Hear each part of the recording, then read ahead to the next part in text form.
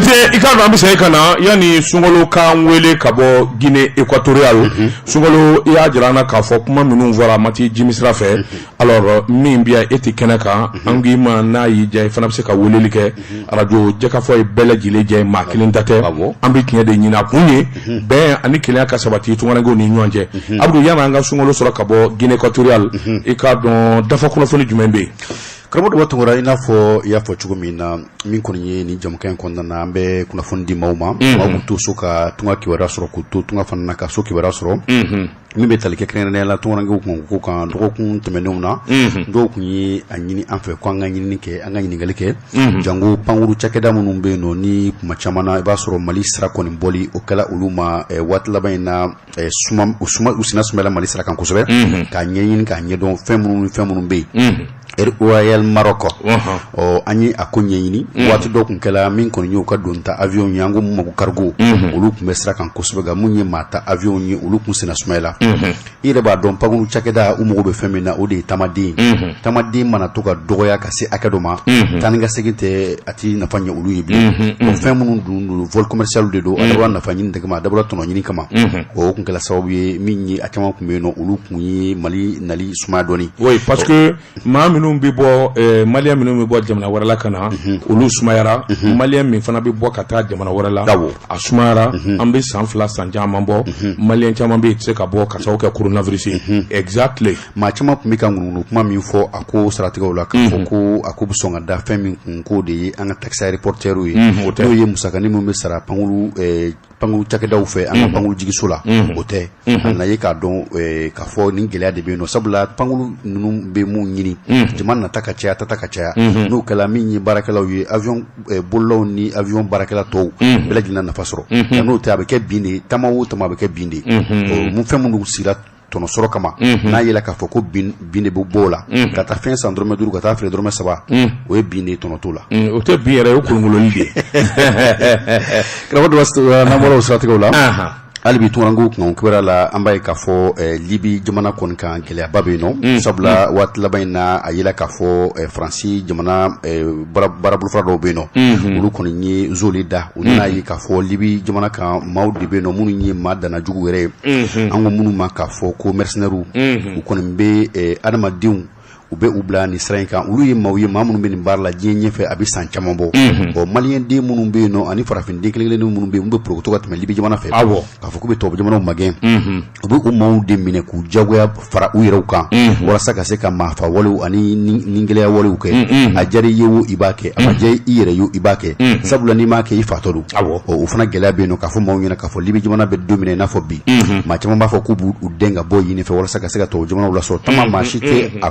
a fɔ ko maa kana tama nka tama sira jɛlen n'i bɔra o fɛ siga t'a la o de ka nɔgɔ o de ka ɲi sabula ni tama ni cɛncɛn fo ka ban baji b'i ɲɛ o t'a bannen ye Libi jamana kɛlɛ b'i ɲɛ o fana t'a bannen ye kwaji b'i ɲɛ o t'a bannen ye jɛgɛ dundaw maa dunjɛgɛw bɛ yen maa dunjɛgɛw bɛ baji kɔnɔ o Ala k'an kisi o fana bɛɛ bɛ fɛn min na i b'a ye k'a fɔ kɔni o ye gɛlɛya ye k'a da bɛɛ lajɛlen kulo kan très bien n'an bɔra an bɛ cun an ka jamana kɔnɔ Mali alors Abdou yala an ka cun an ka jamana kɔnɔ maa minnu kun y'an wele ka bɔ kɔkan na k'a fɔ an ye Royal Maroc i k'a dɔn pankuru don min tɛ sɔn ka na Mali kɔnɔ caman y'a jira k'a fɔ a n'a kɛ taxi ko ye walima mankan min bɛ Mali kɔnɔ k'a d'o tulo kan Abdou Touré taara ko sɛgɛsɛgɛ k'a ɲɛɲini i k'a dɔn si tɛ seulement taamaden dɔgɔyalen don kosɛbɛ avion dun ni maa min ye a bɛ taa ka segin tako kelen yegew k'a musaka lajɛ i b'a ye k'a fɔ min ye bi ye taama dɔgɔyara kosɛbɛ jamana kɔnɔ maa min bɛ bɔ Mali kɔnɔ ka taa kɔ kan min ye coronavirus ye o ye caman bali maliden minnu fana bɛ kɔ kan u ka bɔ ka na u ka yɔrɔ datugulen bɛ o de fana y'a kɛ o tuma min ye Royal Maroc ye gɛlɛya foyi tu u ka taama na ka ɲɛsin Mali ma i k'a dɔn coronavirus gɛlɛya o n'a damanda don tuma dɔ bɛ tugu la k'a sɔrɔ n'olu tun bɛ ka taama o de b'an ka jamana den dɛmɛ kosɛbɛ tuma dɔ la i b'a sɔrɔ ni pankulu taa ni ka segin ni o billet wari ye 80,000 ye Royal Maroc ni pankulu cakɛda misɛnnin tɔw fɛ i b'a sɔrɔ mun ye kumababaw ye i b'a sɔrɔ olu ta ye 100,000 ni kɔ ye i bɛna vacances la ka segin i b'a sɔrɔ i kan ka wari min yɛrɛ kɛ ka somaw lajɛ i b'a sɔrɔ o si tɛ sɔrɔ bien sûr Abdou kabo Royal El Maroc la kabo Bamako ya kata ika don aywa Franci kabo katama Royal fe kata Amerique ika don ne asra beke ibaye abifa kosobe fo ita ke asongo kan nogon kateme aywa Air Franci tobu ka avion ka parce que ali songo kan nogon kosobe seulement aka mununu salo bela na bora digne jamana beskal ke kaza ka soro kana Bamako bon yaro te bashika na jugu aywa nam nan tumenu la mi am singana nga jamana yɛrɛ kɔnɔna na janko tɔnrangiw ka jɛrɛjɛkulu minnu bɛ yen nɔ an bɛ kuma olu fana kun kiwara kan. Très bien. Abdou donc yani an ka so ma an ka lajɛ ka mɔmɔli kɛ an ka Guinée équatoriale an ka mɔmɔ min ye dankɔrɔba ye min ye Sunkalo Sise. Alors Sunkalo Sise e kun y'a ɲini an fɛ k'a fɔ i bɛ kuma ayiwa an ka nɛgɛjurusira kɔni bilalen b'i ka bolo ka Sunkalo Sise an bɛ jate Sunkalo Sise a bɛ da la wa? Atedala antisega ka fɔ amisega ka fɔ Sunkalo ya kan wele i ka dɔn 20 24 76 29 20 24 76 29 20 24 78 78 20 24 98 98 alors Sunkalo Sise an kɔni an ye dayɛlɛ ye min na i ka se ka weleli kɛ Samba Bagayɔgɔ ye min fɔ dɔ a ko tɛmɛnen jalaki caman bɛ kan i ka se ka i yɛrɛ bɔ bolo la k'a ɲɛfɔ an ye tiɲɛ ye min ye i ka tiɲɛ ye min ye i ka se k'o fɔ an ye alors an bɛ dicté n'a sɔrɔla hali bi i k'a dɔn Guinée équatoriale kaw tɛ donda la an b'a lajɛ ka tɛmɛ ni kunna alors d'accord n y'a f'i ye cogo min o don Abdou an b'a lajɛ ka taa Guinée équatoriale allô bonjour bonjour monsieur bonjour aba jɔn don Alhaji Sise Sunkalo ka bɔ Malabo Alhaji Sunkalo Sise ka bɔ Malabo ouais Sunkalo Sise an b'a dan lamɛnbaaw tulo kan maliyɛn minnu sigilen bɛ Guinée équatoriale olu ka président ye i b'a k'a lamɛn fɛn min na i b'i tori dɔɔni ka b'o kɛrɛfɛ walima i k'a datugu dɔɔni inchallah comme ça o la an bɛ ɲɔgɔn sɔrɔ i b'a lamɛn téléphone dɔrɔn na an bɛ ɲɔgɔn sɔrɔ ka ɲɛ d'accord alors Sunkalo dɔgɔkun tɛmɛnen k'a dɔn Samba bɔra Samba Bagayɔgɔ a ye kuma caman fɔ jalaki caman bɛ bin e kan kuma ninnu ma taa i jimi sira fɛ i y'a ɲini anw yɛrɛ fɛ ko i fana i hakilina min i b'o fɔ jɛkafɔ ye bɛɛ ta ye inchallah jɛmukan in dabɔlen don tunkaranke bɛɛ kama inchallah bɛɛ n'i ka tiɲɛ don inchallah jalaki min bin ne don i ka fɔlɔ o de ye ko i bɛ maliyɛnw ka association na o de la i t'a fɛ maa si ka na ni association wɛrɛ ye i n'a fɔ haut conseil walima conseil malien de conseil supérieur de la diaspora donc maa mana na ni association wɛrɛ ye i b'i bana mini olu ni ɲɔgɔn cɛ i bɛ taa n'u ye faama yɛrɛ la o kuma bɛ cogo di Sunkalo inchallah ala ka ni sababa bɛɛ ala k'o kɛ ala ka hɛrɛ k'an ye amin an bɛ dugawu ɲini aw fɛ awɔ ka dugawu ɲini maliyɛn bɛɛ lajɛlen awɔ ayiwa o ye kuma kura ye min ma min faamu cɛ ka ko la ne maliyɛnw ye ne élu u ye n sigi maa 1000 ani kɔ de votera ne ye n taara élection de la ɲɔgɔn ma deli ka kɛ Afrique parce que an bɛ sigi yan waati min an ka jamana ni jamana foyi tɛ kelen yan ça veut dire que association fɛn o fɛn n'aw bɛ réunion kɛ n'aw bɛ sigi a bɛɛ bɛ communauté de kɔnɔ bon ne yɛrɛ tɛ n yɛrɛ filɛ ni haut conseil ye puisque le haut conseil n'existe pas ici ça fait plus de 10 ans ne ye président de communauté de bon n tɛ se k'a fɔ ko n bɛ association si labali jamana in kɔnɔ yan o se tɛ n ye wa o se fana tɛna na se ka kɛ n ye jamana in na politique ko ti yan bon ani jamana foyi tɛ kelen ye bon min ye Chama ye a b'a wele ko Samba an b'a wele Chama a tɔgɔ ye ko Chama Bagayɔgɔ an hakili la ala bɛ tiɲɛ dɛmɛ puisque ne yɛrɛ tun man kɛnɛ ne ye kalo 5 de kɛ n danbɛ bana na j'étais en convalescence n tun bɛ Cameroun après n bɛ fo Tunisie ni sunkalo bɛ kɛ yen bon a yɛrɛ ye ne menacé k'a bɛ ne faga bon o kasɛtiw bɛɛ bɛ yan hakili la n y'o ci aw ka mɔgɔw ma cɛ in o don i n'a kumana i y'a ɲininka i ko a ma i ko a tun bɛ baara kɛ Mali ambassade la il était auxiliaire là-bas ko mun y'a bɔ yen a ye kuma papapa a panna kuma kun bon a tun bɛ baara kɛ Mali ambassade la an minnu bɛ baara kɛ an bɛ commerçant ye an ye juru ta banquiw la bon o da mɛ maliyɛnw na waru da ma banki la ila be ila abe malla ila masa de to anga consulé o wari o papier nunu ataro BGP banki mo de blaka na di ila ma bon ane tu me barake comme secrétaire wa ataro dossier amata tara ya chouin de atara dossier chouin ta fo kata dossier monté atale malla ay dossier monté jurubi fon fena ale bi se ka attaquer kata mbeka du mena malla ila bora kala maula ila ya genga bo barala bon on a la benaye politique ko ibeka ko ali URD ko la tension était très palpable ici donc Malion tout divisera communauté ñenama tunti ala ene sigi ne mata yere sigi démissionnu de sara nofe ne ma korobo ko ngam présenter sinon ne dia plus de 20 ans ma délégué présenter bon ay min fo ko ne be Malion datu depuis ala kanda ma délégué malien mine comité datu association kunda je suis un commerçant am ne ka problème mingi malien na ko ne malien datu effectivement c'est vrai ne malien datu puisque malien sont fait bi ya fama utun commencer kana ni kewale doyi ka nyebo nyomu sofe o jamana ina ne senda o kan nyemo ko folo mimine tara no yokaso bombala hadi sa ba ko no iska ay do muso burti ka babolo ka bulina tigi musoyi ka deputy ni to ambolo ya bon donc ne ya mine ka do ka sola ka yira alete yo che yake anga malien communauté la ame fin yidila mintoyi donc ici, on a en parfaite harmonie. On est reconnu même chez le président de la République. N'était commentaire paquet à l'écart. Sambaka. Naobi Samba Indon. Mben Kale Massa Ramani là. Mbe Ngidira. Mbeta Umura là, ça on ça. Oui, monsieur Sissé, mais comment vous expliquez au Conseil ni sigira Senga Mali qu'on a cabinet démocratie n'a comment se fait-il que au Conseil de Guinée équatoriale Halbi, et tu peux expliquer tout dit, Kata CCDM. Voilà. Comment tu expliques ça?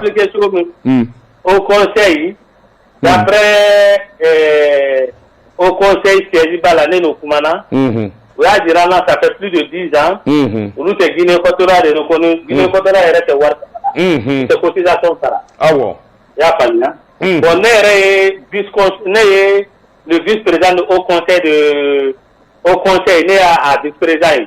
Mais nous sommes puisque à bébé traité continent, on a deux continents. Il y a Malabo, il y a Bata. Bon, Mimbe Bata, lui, le consul honoraire, il est aussi le président du Haut Conseil.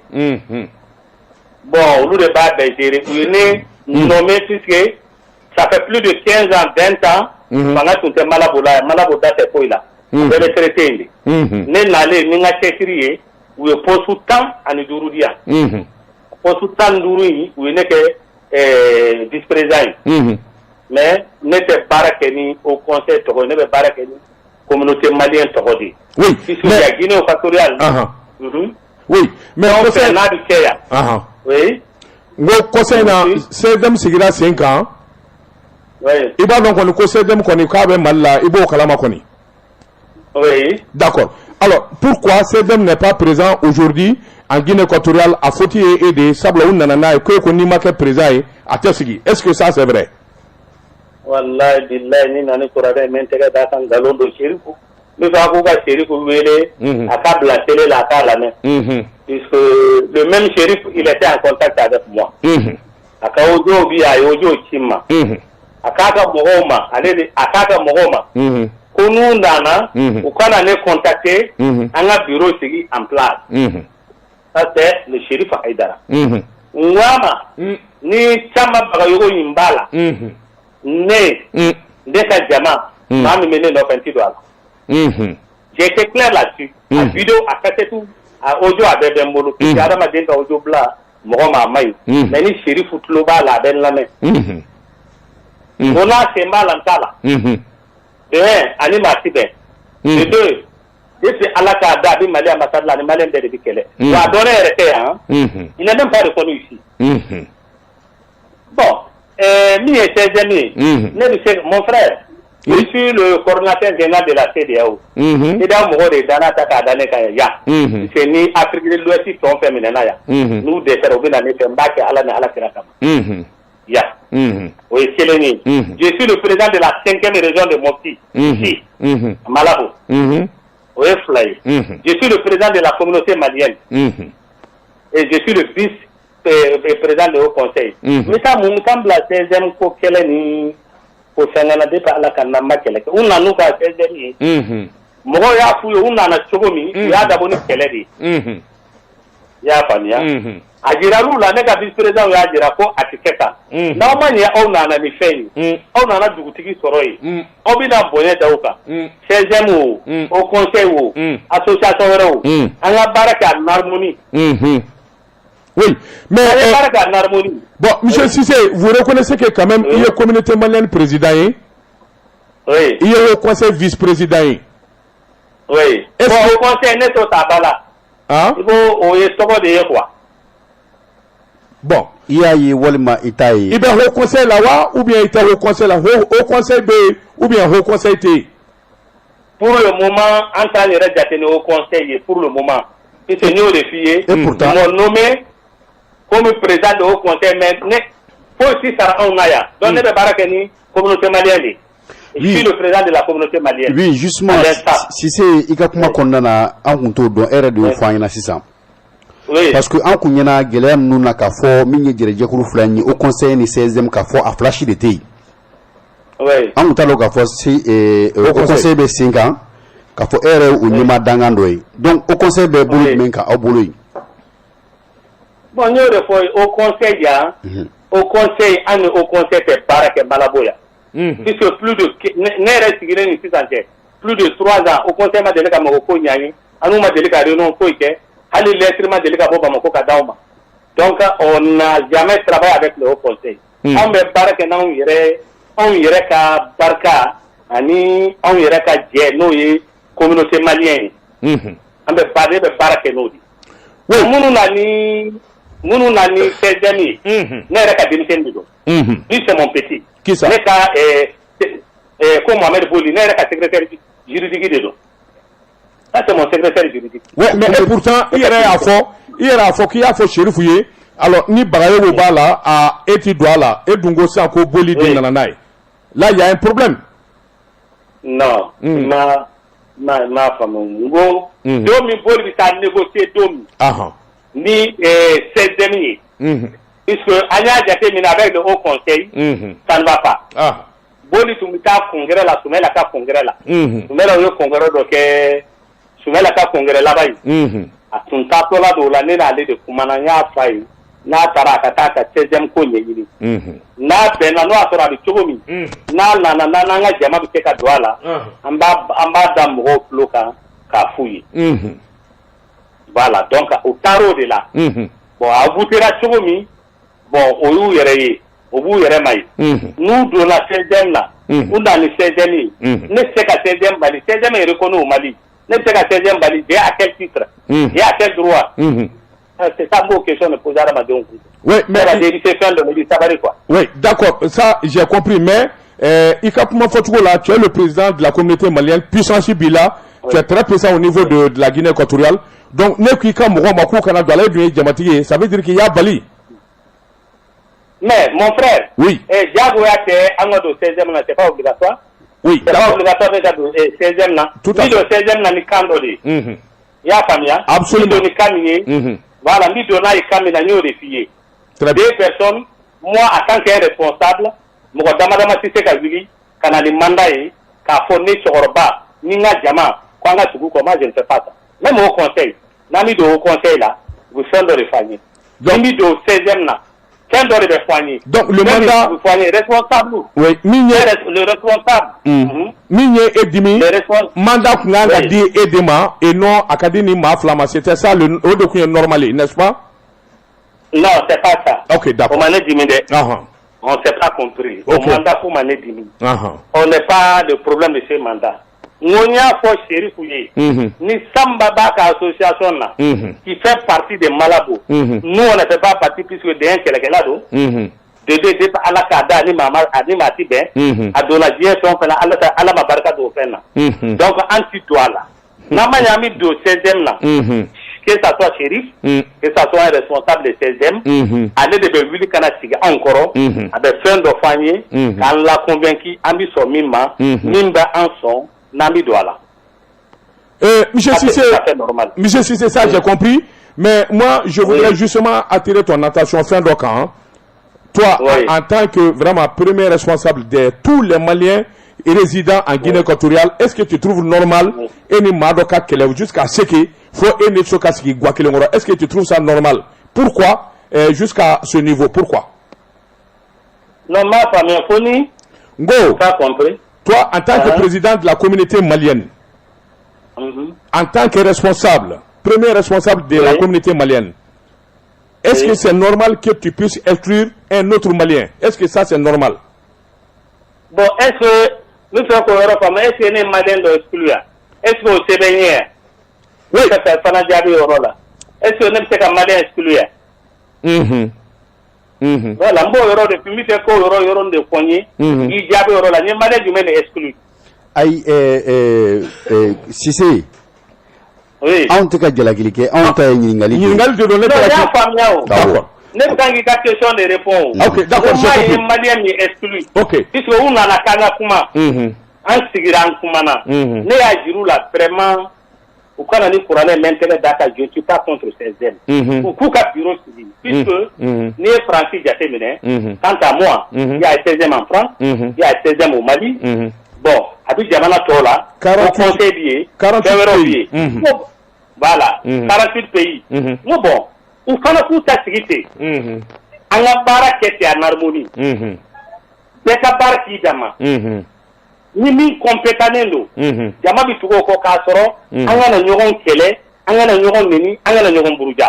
Moi, j'ai été clair, mieux de fouiller. Très clair. Je ne suis pas contre. Oui. Alors, je ne suis pas contre aujourd'hui, ni contre demain. Monsieur Cissé.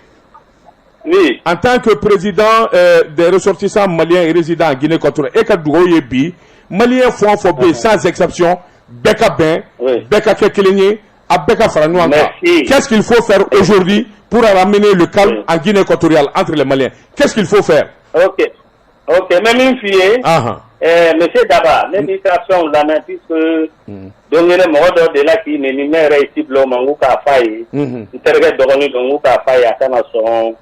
Il n'est pas il est mort paye. Nous faisons pas souvent nous faire un état à les faire la main. Bon, petit de l'autre détail là, puisque mon pas ni à mandiner. Mais même une fille, wallahi qu'elle est là. Il faut avoir un enseignement d'une égalité Guinée équatoriale. Manquanti à la communauté malienne ici, nous sommes numéro 1. Follow me to Mika Ondaya. Atika Onaja Mananoya. Andona bien Fena, Alaya Noyambulu. Yan fama be ba monya ya da men tribunal la faut ka te bien confirma na yan te de malen ka confirma la ba no on est malien aujourd'hui nous sommes numéro 1 bon neta la nini yeminye jamana yi yanti sont au politique kala nuruma yanga aussi fama c'est pas bon nous era ba donc ne be min fodron on na nous ka 16e au conseil avec malien de Ambeti malien wa. Ate malien ni sera ka min la minye. Ni mali kunga ngo de lawo. Ni ne so keleke mayorola. Amina sigi ka tanyogon de ni. Ka tangalon tike ka tanyogon ka mon frère. C'est pas logique. Ne be min fodron et que ça association bi amunu ka boni communauté malienne. Par exemple, il y a un sabine diatemene. Fanga da sabine na tauna o. Ah oui. Communauté là. Fanga da sabine la communauté la jamana ngono ya. Mais ulu mara son kenke. Ou b'a bonnet de la communauté. Zabia b'a bonnet de la communauté. Bon, ton nous chama de bouteilles. Bon, on de fouiller, ou pour la baraque, on a la baraque, mais on a déjà quelques au conseil canam la Yorona, 16e canam la Yorona, on est pas que les paquets. Ni ne Sarabi, on est venu Soudo, chez lui, tout le monde a Soudo, avec tout le monde a vu qu'à Malaka n'a Soudo. Aïe. Ni ne problème sur Kasolaya, nous bitatu Kasolaya. Aibi mutila no labo, chéri futuna la vidu pour labo. Allez vino beke. Donc au Canada divisé à cause de foi. on de vignerons qui ont plus de 20 ans, 15 ans. Donc, on a c'est ce que moi je le dis. Donc, monsieur Sissé, si je comprends, tu tends la main aujourd'hui à M. Bayogo, quel était fouetté ou Kana Akasika Akapuma, Aben Maldigné, c'est ça? C'est le message. Ah. Eh, les message est mis. Ah non, non, je t'en prie, monsieur Sissé. Je t'en prie. Globila. Adamate, ma mankene, ne mankene, nous me jarizi là, je vais te dire, hein. J'étais en coma, hein. Le coma de la j'étais un mois en coma. Parce qu'il faut coma de Korokan, quand il faut qu'on aille sur la défense. Il faut qu'on soit clair là-dessus. Ne pas soigner, n'a pas délicaté Roma. Parce que au départ, et puis il y a eu comment de faire au dos. Il y a eu quelque chose dans notre land. Ça va. Wallahi, au dos, il y a eu un minute de dossier. Mo teka dossier tchao ma ba publier. Ayo teka dossier mine ne na domi jeudi. Utara dimanche na domi avion kono. Hali teka bonga sokono. O 0h dimanche tchena na katindala ya. Avocat tara papier dama o ya wele juge d'instruction fait. Ta bi nono de ba do nono mi do. Anga muso be nono mi la mimi fere dorome mugwa mugwa. Ba yo be yawu mi foyi. Ube ambe anga muso be nono mi la dorome mugwa mugwa bina nani malla. Nono fasu bude do. Yawu tede. Abe afo abi yawu mi la o yawu nunu de do. Anga muso de nanoy. Ko chebo la. Ale bo la o tu me baraka fait. Juge d'instruction était ka che conduit la prison là. Wallahi lundi ne de taran ndaka. Na affaire madia. Ya ya avocat a plus de 500,000 francs. Ça va yo kama. Amma tam ka che ka to ko fa ka che ta to. E nono dore te muso bi nono min la e bod la. Imale nyoko de bad la. Aw bebe bo dugu kele. Aw bebe bo duanza. Aw bebe bo kate kele. Kati ninda che kan ko fa ka do ka sola. Ka ta nono landa bla. Ya fania. O ye baga yo yi. Ne be fe mo ba kene. Il va avec un numéro de malabo. Ni mon télé bagayo au tour du manfier. Guinée équatoriale, c'est Gimba Haramou. D'accord. Alors, oui, Monsieur Sissé. Monsieur Sissé, pour bien casser Chala. Inch'Allah. On a dit que Bakouni, Malien Minumbi, Jamana Kwaka, Kaseka Ben, qu'il y a qu'à te m'union en guerre. Anga Barakounioye. Alors, Amseka Mungue. Am se ka munge wasa eni bayo ni nyanja family kana se djumem bayo ko ke walma wole ka djumem bi bolo ka nyeshi malien werema wasa akose ka ben malien be ka ben solution djumem bola bon ne be mi ni dron adama de be jagwale puisque jamana ngona ambi Allah est sembe di malien de ma que ne jate mine ibe gino ka sora le ya ta denikeni tam bisarani nani tam bisarani fla milliardaire ni 300 millions ou 400 millions ida Guinée équatoriale yan demisen fitinu donc ala est bien sembe kani ala est noya kani donc jam fama mbambonye donc lama ben aussi ben bon quoi donc ne ka dernier appel est mini que ça soit 16e que ça soit au conseil que ça soit contre André de Kanyoni. Donc, neti do ma contrôle là, quand il do ma contrôle là. Tellement, niminde, anga sigi, anga kuma beki ka barake. Parce que ne se ka conseil bali, ne se ka 16e bali. Donc, ne de min kodron, on va moi chéri pour faire, kuma ka demi pour faire, il met un peu de l'eau dans l'air vert. D'accord. C'est très important. Monsieur Sissé, ambifo qui iwali mando ni ala sona andale do ala ka fo chen wara nambi wele o ba soro ini bayogo askile me ka kini du nyon faire sabla be malien inshallah daba aywa basse Sissé merci vraiment ni kuma wara ti bolo ka daninga ni aywa kuma ka laba mi bolo ibisu ko fo anga krofo kunje. Ok, nous commençons à me faire un peu allez, c'est ça, on va barrer à la caomela. Amin. À la sankorota dauma. Amin. C'est la transparence. Bon, me revenir fort. C'est à ma couille. Quand la ville est quand la ville il est de bon, non, journaliste, me reprend ta femme, journaliste quand de perdre la main. Ah bien sûr. Donc voilà, me doit vous croire. On va bolo on va barrer là. Ya Rabbi. La dame Malik Kanye. La dame Malik Patrick. Amin. La capelle de Mabio. Amin. Merci bien monsieur Sissé. Wallahi on debi ya fanyini fe. Ayami ya fanyini fe. Merci vraiment. Merci beaucoup. Bien. Alors, Abdou. Korofa filɛ ayiwa lamɛnbaaw an b'a hakili lajigi k'a fɔ an ni maa min tun bɛ kuma na sisan o de ye Sunkalo Sise Sunkalo Sise maliden min bɛ sigilen bɛ Guinée équatoriale ale de ye Mali communauté malienne min bɛ yen nɔ n'o ye maliyɛnw ka jɛrɛjɛkuluba ye ale de ye o président ye dɔgɔkun tɛmɛnen an ni Sanba o ye baro kɛ ale kun ko gɛlɛya bɛ tɔn donni ko la Guinée équatoriale ni o ye au conseil des Maliens l'extérieur ani 16e ye ko jalaki fanfanba kɔni bɛnna maa min kan o de kun ye Sunkalo Sise ale yɛrɛ de weleli kɛ san k'a ka ɲɛfɔliw kɛ a ka part de vérité min ye a ka droit de réponse o fana ye kun ye anw ma wajibi ye donc nataw la ni fɛn wɛrɛ minnu bɔra la an b'o da lamɛnbaaw ye k'a fɔ an b'o sɛnsɛn k'o di maaw ma ladiriya la voilà Abdou il faut que mɔgɔw k'a faamuya k'a dɔn nin jɛmukan in sigilen don uniquement maliyɛn minnu bɛ jamana kɔ kan an bɛ segin a kan maa minnu bɛ taama sira la minnu sigilen bɛ jamana wɛrɛ la jɛmukan y'olu de ta ye an bɛ segin a kan k'a fɔ tɔn tɛ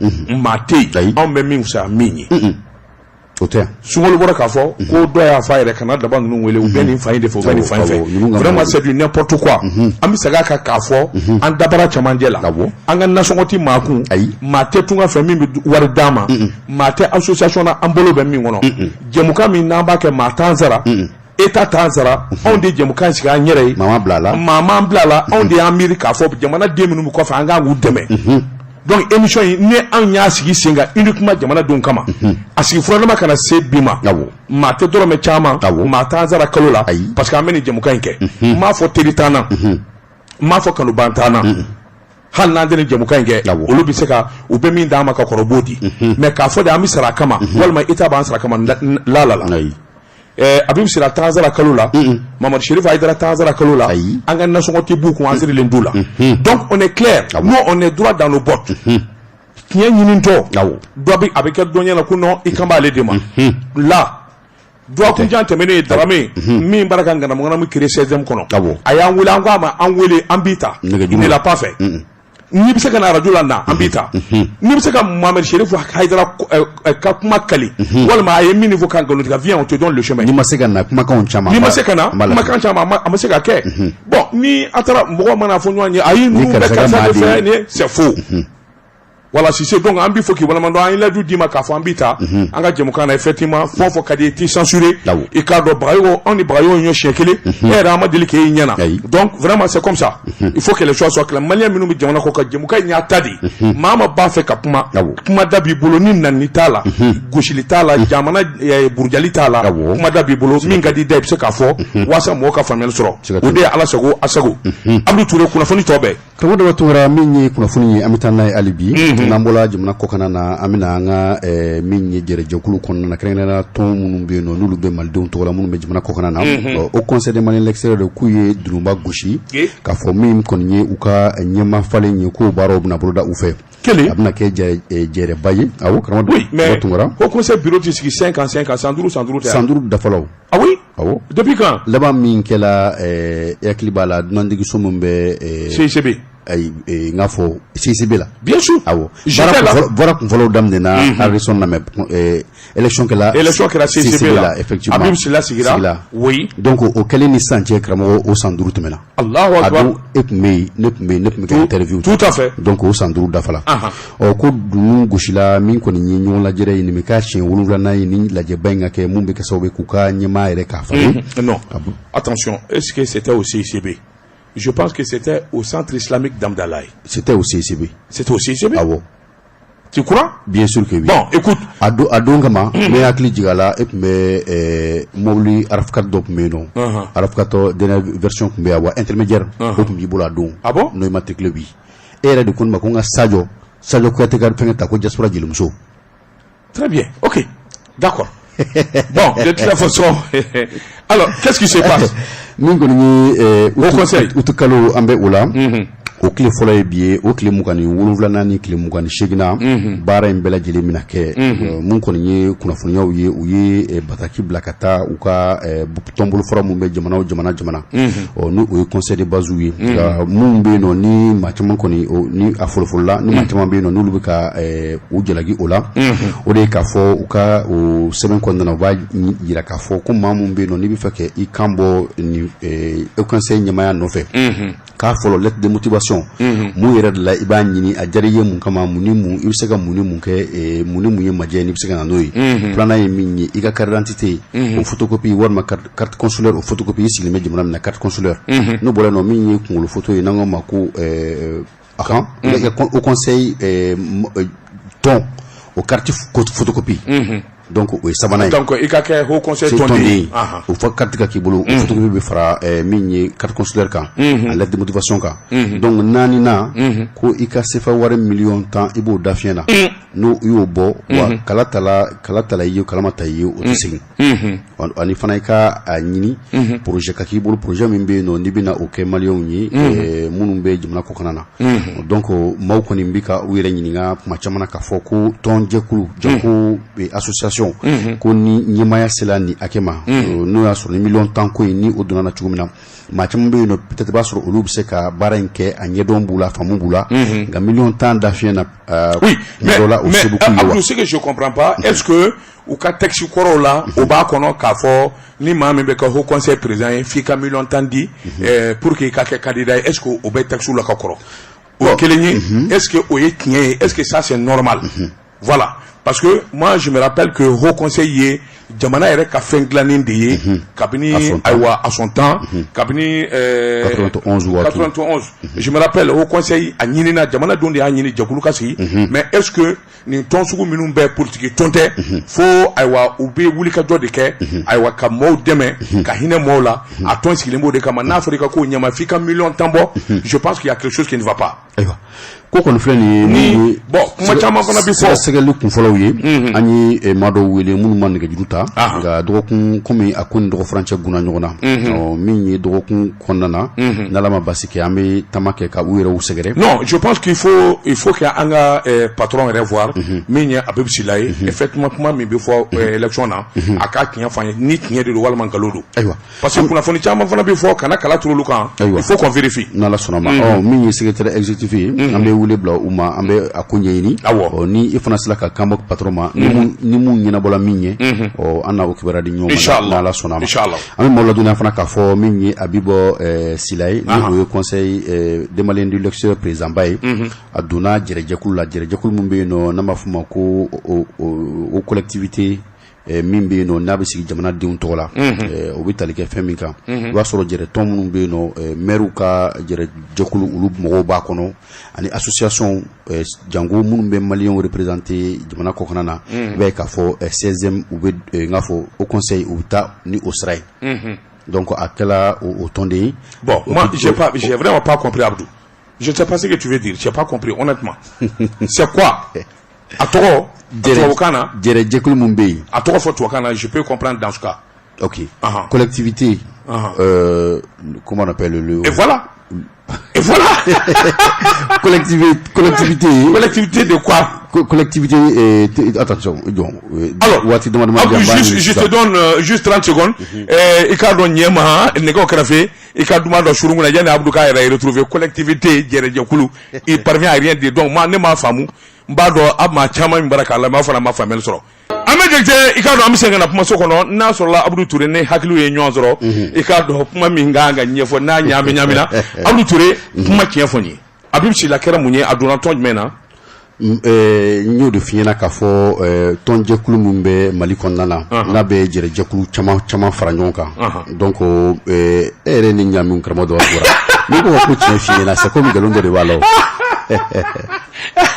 non tu parviens pas min ye u b'a fɔ ko haut collectivité n'o fɔla ka ban dɔrɔn maa o maa bɛ i yɛrɛ retrouver ko kɔnɔna na o collectivité de ko don n'o fɔla u bɛ jɛrɛjɛkulu ni tɔn caman de ko fɔ nka kalanden ni karamɔgɔ ne ye kuma papa dɔrɔn i b'a ye kalanden min ɲaami o yɔrɔ de don donc o collectivité maires ka tɔn b'a la oui i b'a ye k'a fɔ min ye tɔnrangew ye olu tun bɛ sen don a la fɔlɔ la maa min tun b'u représenter o de Ala ma hinɛna Shérif Abdramane Aidara b'a wele ko Shérif Kɔrɔba donc ale de tun ye ale de kun ye a ɲɛma ale de kun ye mɔgɔ min bɛ tɔn jɛkulu u représenter fɔlɔ donc ale ta ye ni ale tun ma remplacer. Tu veux parler du Haut Conseil des collectivités? Bien sûr. Alors voilà, Adelsen. Voilà.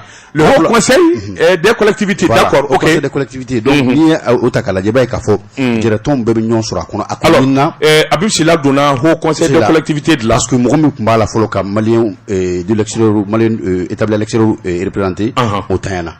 Abdelrahman Aïdaraï. Donc, c'est ça, on Europe Mabla. Donc, on Europe la Sani Abib Siladi. Ah ouais, d'accord. Voilà. Alors, ça, c'est très bien, c'est une très bonne nouvelle voilà. Pour les Maliens lecteurs, parce que quand même, il faut reconnaître que, au-delà de tout, Abib Sila, c'est un grand homme, c'est vraiment un leader. Parce que akawuli ka joni chesiri kuma chaman before mi mena kila Abib Sila koni aya farso na kan na fulubo kamalion deme même si o ya soro kuma dola i ka don kuma chaman bana min ne do anofe o yi kuma wore mais dans son temps do mi awuli la je suis témoin de ça kamalion deme plus de 100 millions ka bo akun kamalion deme ça je suis témoin de ça alors mi vana fora ka fa Haut Conseil ka élection mati ke candidat ni ma million tandi je pense que là il y a un problème maintenant ko tienu ngalo don il va falloir qu'on demande à Abib Sila ou le secrétaire général. Il faut qu'on ait l'information. Parce que là, je ne pense pas que ni ne met texte kono, ni ne met règlement kono. Ni beka mali président, il y a million d'asara. Ni beka Haut Conseil, nyama nyinina, il y a million d'asara. Là, ça va pas. D'accord. Je pense que ça, c'est pas possible. Ça, je le pense. Donc, au Kobe, non, comme on doit tout voir. Ni ye jere jokulu waraw ye tuwarangew be ñon soro o fana kondana o do be no encore manko conseil économique social et culturel o mumbe na la krokoya la kosa dani na ni yakuba katle kana mi président OK donc o fana na mba donc afo c'est ngafo au conseil kumbe akono kakoro donc anga klibe ambalma ke la ni o sami avec me jere jokulu kondana donc je crois que ni renouvellement que là do la ba soro o be problème do tout écran ni kura do ye tout à fait c'est qui est sur au baro fana be senam de na fopi. Ah oui, oui. Conseil économique et social, il y a un représentant également des Maliens l'extérieur. Soit il est du Haut Conseil, soit il est du 16e. Tout à fait. Donc, kuma dola ba sur 600 abaka nyini wala sa ma kili ma flamu kumeno akaseka cha akatemoka. Très bien. Donc kubo road la. Aywa basse.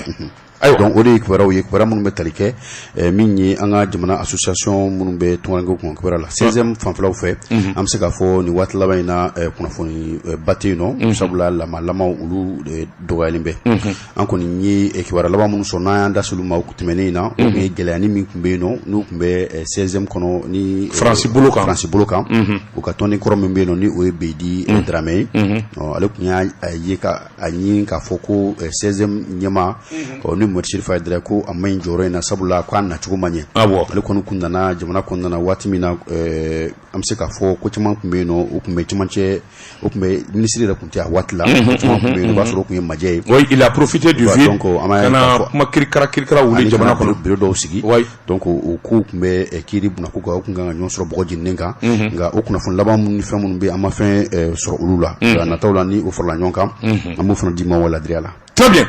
Alors, ikado minye dafa kuna foni minumbe, ikado na tote Abdou, na tonimbe engaduma doni lame, kasoro kana to sarada, ninga anko dunyona. Bon, ikado ashwalime radio jeka fola kabo kurufina, ikado watu to e pango kele aninya wawa, Abdou Touré, ikado dafa kuna foni ni abanewa. Kuna foni nukumbe ambolo kabe ni watima odukwe ni bakuru bala karamodo batumara. Très bien. Alors, Amel Jekte, il y a donc Wati Totra envers Miniti Damado et Miniti Tambunyango, il y a donc Amel Fiatobo, ah oui, si. Moi, je porte une montre suisse. Non, c'est pas la montre, c'est pas la valeur de la montre. Je vous en prie. Non. Erwin Maka. Montre me mena tegala, montre une droite de co boss. Boss. Nale herbe la droite naza kulo willa. Eh, non, ay kala. Caramoner me cargo de dum follow. Cargo c'est pas possible. Cargo chinois. Aywa tabaraka la pobla. Ite bossu qu'on a chinois ito egnana. Aywa tabaraka. Bossu de. Moi exactement, il reste 9 minutes. Ahmed c'est juste. Et voilà. Tu as combien 8 minutes. Bon, quel coup aller là. Il est normal.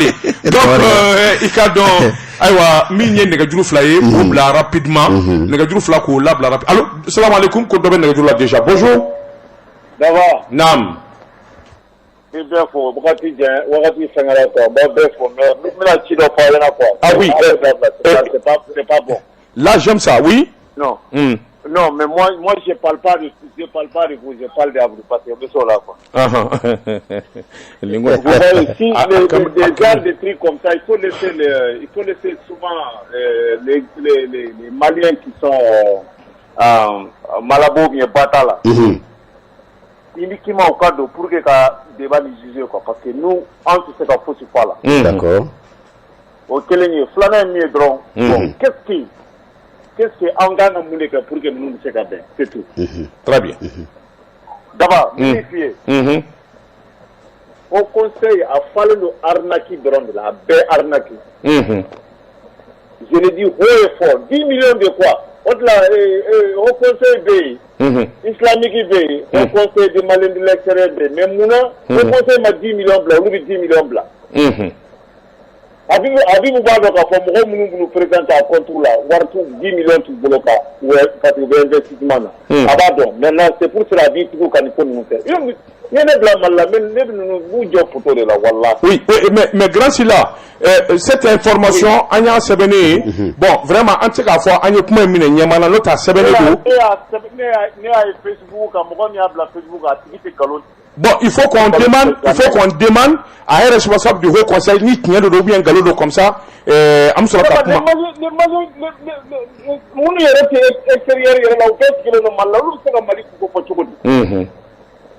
C'est pour cela qu'on a un problème de mine et passeport comme ça, pour poste. Où est-ce qu'il y a des arnaqueurs de l'homme, dans la femme, très peu. C'est pas sérieux ça. Hein? Très bien.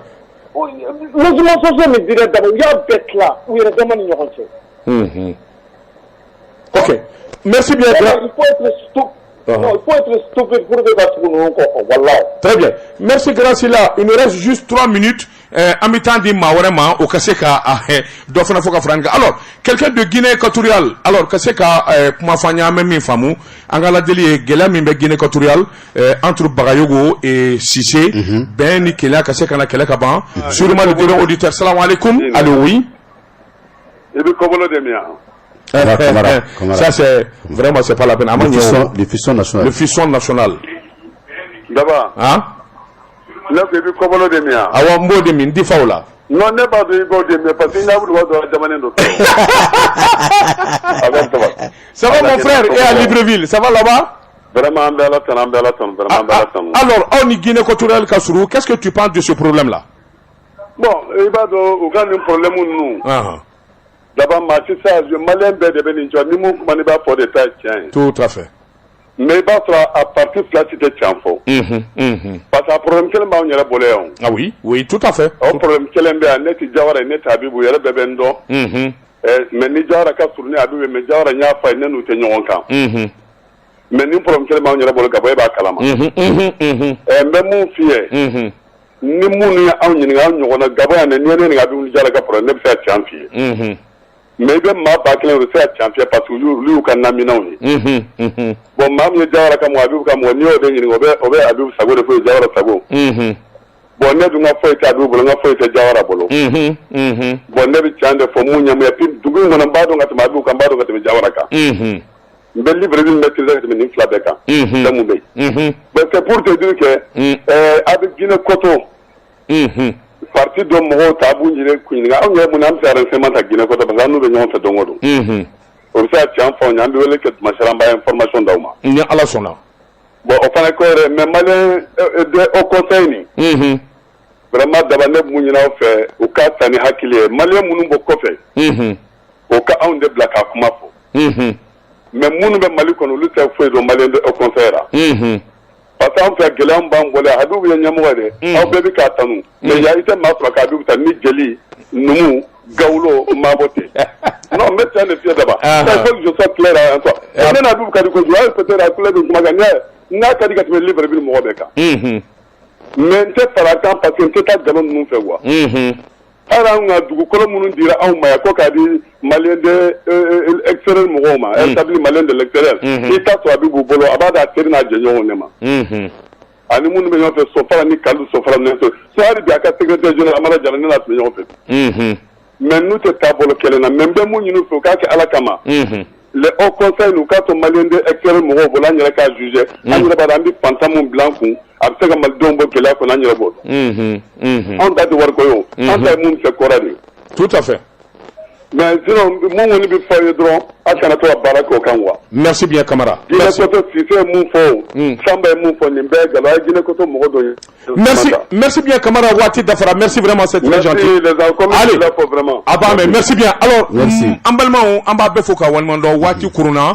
a tɛmɛna ni minute kelen ye i k'a dɔn bi ta kɔnɔ an b'a ɲɔngiri yan a ye kunnafoni caman sɔrɔ bi a ye faamuyali caman sɔrɔ nka ce qui est sûr ni Ala sɔnna duwaku nata la n'a ma dɛsɛ Guinée équatoriale a kunkun n'a ɲɛɲɛ an b'o bɔ ɲɔgɔn na maa minnu yɛrɛ bɛ Guinée équatoriale min tɛ n ɲininka Cissé min tɛ Bagayɔgɔ ye u k'u labɛn u ka se ka kunnafoni jɛlen d'a ma bɛn ni kelenya fana bɛna u ni ɲɔgɔn cɛ cogo min a dabɔkun y'o ye kɛlɛ ka ban Guinée équatoriale a filanan min ye nin duwakun kɔnɔna ye an bɛna wuli ka jɔ kɛ min ni min fɔlen bɛ haut conseil ka ayiwa président sigi nataw la million tanko kuma min fɔlen don an bɛ taa sɛgɛsɛgɛ ka ɲininkali kɛ n'an ye Habib Sula sɔrɔ walima secrétaire général tiɲɛ ye min ye o ka se ka fɔ an ye min ni min kan ka kɛ ni maa min b'a fɛ ka kɛ ɲɛmaa ye i kan ka min ni min kɛ ni Ala sɔnna dimanche wɛrɛ an b'o da tulo kan bi ta an b'a bila yan Ahmed Jakite tun bɛ choix kɔlɛ la jɛmukan ye ka kunnafoni dafɛw lase e fana ye filaw den yan ayi Ahmed Jakite Ahmed Jakite filaw den e mun den Touré kɔrɔ ah non Touré ah oui Jakite après près de 10 ans de collaboration ni nana ɲininka na a bɛ n dabali non ah non Touré non ni ko Touré attends e kan ka ne ɲininka o la ni ne kɔrɔbɔrɔ n ye suraka walima n ye maraka ye walima ne ye maninka de e kun kan k'o dɔn sani bi cɛ ayi ne ko Ahmed Jakite o bi choix kɔlɛ i ko filaw den awɔ o ye Ahmed den o i ko filaw den justement Ahmed den o ye o y'a sɔrɔ ne bɔr'o la ne ko Touré ne ko Touré ko ayi pour moi i kɛra filaw den ayi justement c'était pour ça ah n y'a faamuya sisan voilà donc c'était pour savoir e ko jɔnni ma filaw den e wa Ahmed den ayiwa karamɔgɔ Daba Tunkara mais ne ko Daba Tunkara ne ko filaw den e ko e ko tɛ ayi ni ko ne ma mais Touré siya bɛɛ b'a la maraka b'a la fulaka b'a la fila b'a la voilà justement c'est pour que j'ai demandé n ko filaw den e kan bɛ e yɛrɛ de don wa karamɔgɔ i bɛ ne cɛ ɔhɔ Abdou e ye jɔnni den ye kɔrɔbɔrɔ den sisan kuma ɲɛna Abdou Touré Daba Tunkara olu de ye jɛmukan las'aw ma ka ni jɛmukan hakilila bɔ k'a bin san 15 bi i k'a dɔn hakilila bɔra Daba Tunkara la maliyɛn minnu bɛ jamana kɔ kan a y'a hakilila tigɛ jɛmukan in dabɔlen don kɛrɛnkɛrɛnnen ɲɛna aw dɔrɔn de kama sabula Daba Tunkara Ala y'a garijɛgɛ taama na jamana caman bɛ k'o yaala ni ye malidenw ye et puis n b'a dɔn malidenw bɛ jɛ ka fɔ fana lamɛn o de la ne ye miiri a bɛ san 15 bɔ ka jɛmukan in sigi sen kan jɛmukan in sigi furadama sen kan n bɛ se k'a fɔ a ye maa ma an sponsoriser fɔlɔ maa ma deli ka jɛmukan in ta k'a da kɔ la n'an b'o dɛmɛ walima n'an t'a bila dɔ contre la jamais a dabɔlen don a bɛɛ kama maa o maa b'a fɛ ka kuma fɔ kuma in ni nani tɛ n'a tɛ jamana tiɲɛ n'a tɛna ni dɔ lagosili ye kuma n'a bɛ tunkarankew de kan kɛlɛ dalen don ka ɲɛsin aw bɛɛ ma hali Bedi Daramɛ minnu n'olu y'u ka jamana janfa ka tɔn janfa a kɛlɛ b'u bolo mais bien sûr ça m'engage voilà même les Bedi Daramɛ olu minnu bɛ yen i k'a dɔn n'u ye ko dɔw karabinɛ an ye kɛnɛ d'u ma u siranna la ka kuma donc vraiment bɛɛ k'i hakili latigɛ ça y a aucun problème alors Ahmed Jakite bi ta kɔnɔ an b'a bila yan wa salam